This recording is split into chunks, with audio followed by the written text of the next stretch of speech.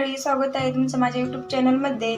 मी आज वेगळ्याच पद्धतीची आळूच्या पानाची मागच्या काड्या असतात ना त्याची रेसिपी तुमच्या सोबत शेअर करणार आहे।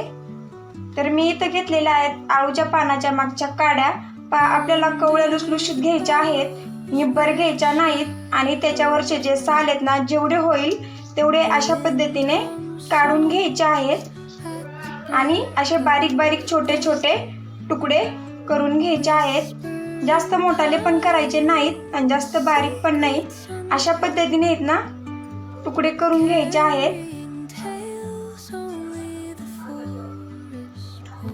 सर्व काड्यांचे अशा पद्धतीने तुकडे करून घेऊया।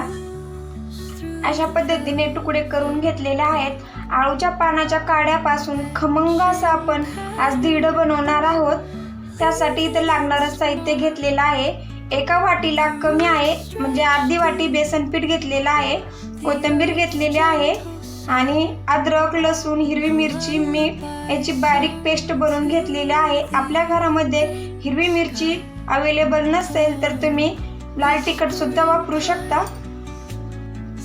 इथे घेतलेला आहे एक बाउल, ते बेसन पीठ आपण त्याच्यामध्ये टाकून घेऊया।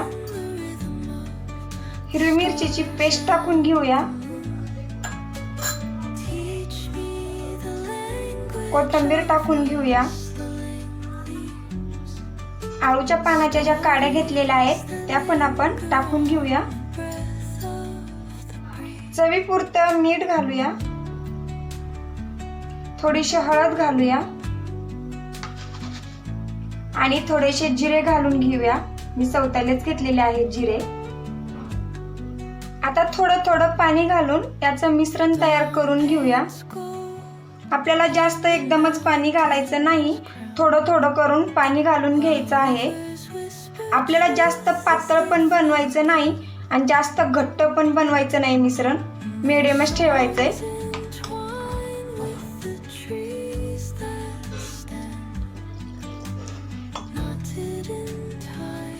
जेवढा आपण जास्त हे मिश्रण मिक्स करून घेऊ ना तेवढं आपलं दीड मऊ लुसलुशीत पण होतं आणि पटकन उलटल्या पण जातं। अशा पद्धतीने मी मिक्स करून घेतलेला आहे।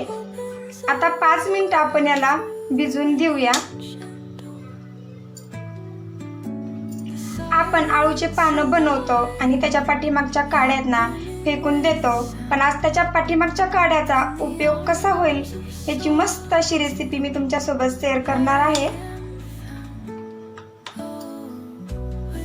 मी याच्यामध्ये आणखीन एक टिप्स सांगायची विसरलेली आहे, ती मी आता तुम्हाला सांगते।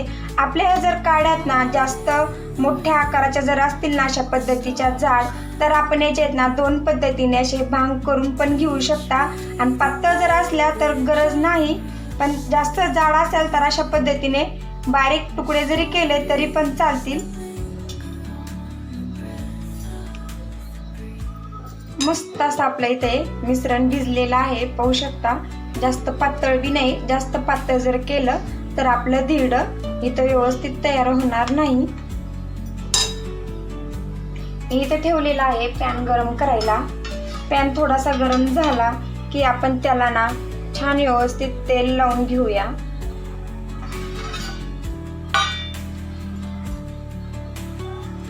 आपण ठेवलेला पॅन जास्त पण गरम होऊन द्यायचा नाही, जेणेकरून आपलं दीड खाली डागल्यात जाईल, ते व्यवस्थित भाजलंच गेलं पाहिजे।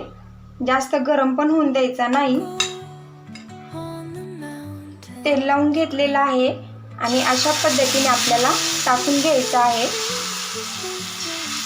आता याला असं छान व्यवस्थित पांगून घेऊया। जास्त जाड पण बनवायचं नाही आणि जास्त पातळ पण नाही, मिडियमच बनवायचं आहे। लहान मोठे आपल्या आवडीनुसार पण बनवू शकता।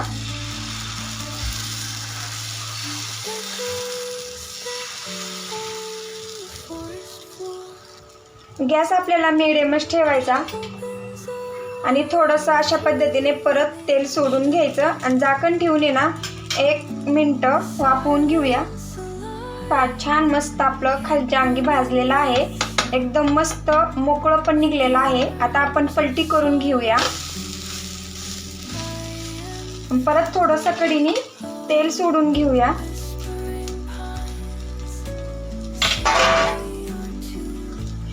जेवणासोबत आहे ना तोंडी लावण्यासाठी ना खूप मस्त असं हे धिरडं खायला लागतं बरं का. नक्की तुम्ही सुद्धा एकदा अशा पद्धतीने बनवून पहा.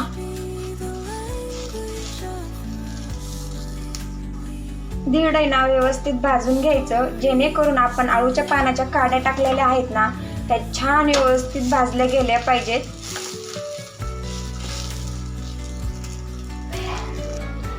दोन्ही बाजूकून छान असं आपलं धिरडं इथं भाजलेलं आहे.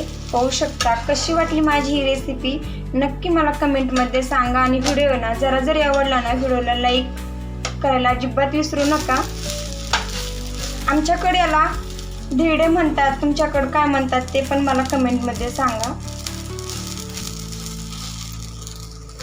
मस्त आळूच्या पानाच्या मागच्या काड्यापासून मस्त असं धिरडं आपलं इथं तयार झालेलं आहे. आता आपण